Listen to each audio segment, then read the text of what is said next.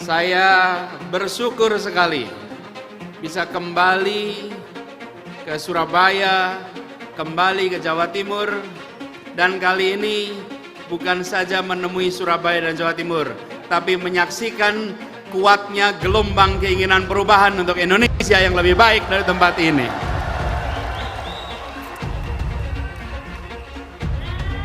Tadi kita menyaksikan sebuah pagelaran simfoni yang luar biasa. Saya duduk di depan, menyaksikan warna-warni, sambil saya merenungkan sebentar. Di tanah ini, tahunnya 1945, bulannya November, akhir Oktober sampai pertengahan November, puluhan ribu keluarga mengirimkan anak-anak mudanya untuk bertempur. Lebih dari 20.000 orang dimakamkan dan Surabaya menjadi harum oleh para syuhada Indonesia.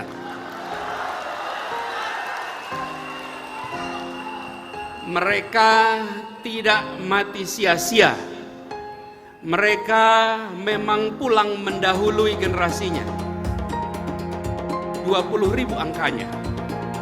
Jauh lebih besar daripada Sekutu yang pada waktu itu paling sekitar 2.000-an yang meninggal. Yang menghebohkan bukan sekedar 2 orang jenderal Inggris yang hilang dan meninggal. Itu memalukan bagi kekuatan Sekutu. Tapi yang luar biasa adalah di balik 20.000 para pejuang itu ada keluarga-keluarga yang ibunya melahirkan pejuang, yang ayahnya mendidik menjadi pejuang, yang mengikhlaskan mereka untuk berangkat ke medan pertempuran, usianya belia dan tak pernah pulang. Secara hitungan pertempuran pada waktu itu pertempurannya kalah di Surabaya. Tetapi kita tidak kalah dalam peperangan. Justru Indonesia menang dalam peperangan lewat pesan dari Surabaya. NU ini adalah organisasi yang dukungannya tentu dibutuhkan oleh seorang Anies ya. Karena dalam spektrum politik Indonesia, Anies itu dipersepsi sebagai Islam kanan. Jadi Islam modernis ya. Jadi terahnya Masyumi, kemudian harusnya mungkin lebih ke Muhammadiyah dan ya kelompok Islam kanan lainnya. Sementara dalam spektrum Islam Indonesia, NU dipersepsikan sebagai Islam kiri. Selama ini NU itu lebih dekat justru dengan kalangan nasionalis seperti PDIP dan lain sebagainya ketimbang dengan partai kanan sendiri.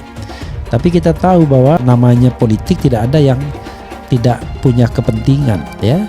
Jadi tidak ada kawan dan lawan yang abadi, yang adalah kepentingan yang abadi. Justru sekarang PDIP didekati oleh PBB yang Islam kanan banget sebelumnya. Jadi PDIP didekati ketika saya ke Kendari kemarin ya, saya baru pulang hari ini, saya lihat ada spanduk itu Puan Maharani dan Yusril Iza Mahendra sebagai pasangan, walaupun kecil-kecil spanduknya, tapi paling tidak by intention ada ke arah sana ya. Bagaimana PBB berusaha menangkap peluang untuk bisa eksis dalam politik Indonesia karena berkali-kali mereka terbukti tidak bisa lolos yang namanya parliamentary threshold. Siapa tahu sekarang dengan mendorong-dorong Yusril menjadi wakil presidennya Puan Maharani, maka PBB juga terdongkrak dan Yusril juga terangkat ya. Nah sekarang Kiai NU yang mendukung Anies Baswedan. Jadi menarik ya, karena yang namanya Gus Wafi ini dan juga saudaranya Gus Naji itu orang yang sangat kritis kepada pemerintahan. Kita tidak tahu bagaimana Taj Yassin, tetapi luar biasa mereka ini ya. Terutama Gus Naji, pernyataan-pernyataannya keras. Pernah juga dilaporkan tetapi tidak diproses sepertinya ya. Mengenai calon presiden memang ada beberapa pendapat ya. Misalnya ketimbang Khofifah, Gubernur NTB lebih pilih AHY jadi pendamping Anies. Tapi ada juga Nasdem serius pertimbangkan Khofifah jadi pendamping Anies ya. Kemudian 3 partai kompak serahkan sosok cawapres ke Anies ya. PKS perintahkan kader sosialisasikan Anies capres, Ketua KPI ingatkan soal pelanggaran ya. Ini pelanggaran apa ini? Dasar Ketua KPU ini ya. Karena Anies belum menjadi bakal calon presiden, kecuali kalau sudah menjadi bakal calon presiden. Kita lihat nanti ya. Sejumlah kiai NU Jatim datangi rumah Anies Baswedan minta jadikan AHY Cawapres 2024. Dikutip dari liputan6.com Jakarta, rombongan kiai, Gus dan Lora dari berbagai pondok pesantren di Jawa Timur menyerukan dukungannya kepada pencapresan Anies Baswedan dalam Pilpres 2024. Mereka juga menyampaikan aspirasi agar Anies Baswedan memilih Ketua Umum Partai Demokrat Agus Harimurti Yudhoyono (AHY) sebagai cawapres untuk mewakili aspirasi keluarga besar NU. Dukungan dan aspirasi ini disampaikan para kiai saat bersilaturahmi di kediaman Anies Baswedan di Jakarta, Selasa 14 Maret 2023. Sebelum kesini saya mendukung Pak Anies 100%, tapi setelah sampai di kediaman Pak Anies, dukungan saya jadi berubah menjadi 1000%, ujar Maskur Ali, kiai yang pernah memimpin pengurus cabang Nahdlatul Ulama Banyuwangi, Kamis 16 Maret 2023. Dengan kesederhanaannya, tawadhu dan istiqomah, meskipun diserang, dihina dan dicaci maki, tetap sabar dan tangguh. Pak Anies sangat pantas dan seorang pemimpin hebat, tutur Kiai Maskur yang juga pimpinan pesantren Ibnu Sina tersebut. Karena itu, dalam silaturahmi tersebut, Kiai Maskur mendoakan Anies terpilih sebagai Presiden RI. Indonesia membutuhkan pemimpin yang multitalenta. Pak Anies seorang pribadi yang lengkap dan utuh, seorang akademisi, rektor, nasionalis sejati, santri dan religius, juga sangat toleran, serta lengkap pengalaman kepemimpinannya. Insya Allah Pak Anies menjadi Presiden RI 2024-2029 mendatang, ucap Kiai Maskur tersebut. Selanjutnya, Kiai Haji Abdullah Tazaka atau Gus Aab dari Jember, yang juga mewakili keluarga pendiri muassis Nahdlatul Ulama, juga menegaskan bahwa peran strategis dan sikap para kiai Jawa Timur dan Jawa pada umumnya seringkali ikut menentukan kemenangan dalam kontestasi kepemimpinan nasional. Atas dasar itulah Gus Aab menyarankan kepada Anies untuk memilih cawapresnya dari kalangan Nahdliyin. Di antara sekian banyak pilihan cawapres dengan latar belakang NU, Gus Aab juga menyatakan bahwa nama Ketua Umum Partai Demokrat Agus Harimurti Yudhoyono tergolong layak dan patut dipertimbangkan.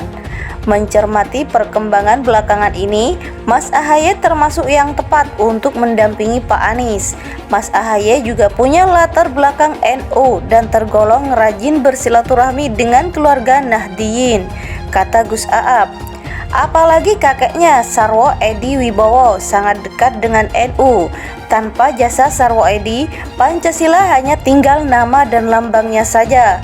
Pak SBY juga jelas ke-NU-annya. Mas AHY juga punya Kartanu dan sudah menjadi anggota kehormatan Banser Ansor sebelum yang lainnya, ucap Gus Aab yang disambut senyum merekah Anies Baswedan dan para kiai, Gus dan Lora yang hadir. Anies Baswedan yang diusung oleh Partai Nasdem, Partai Demokrat dan PKS mendengar dan menyimak aspirasi sejumlah kiai tersebut.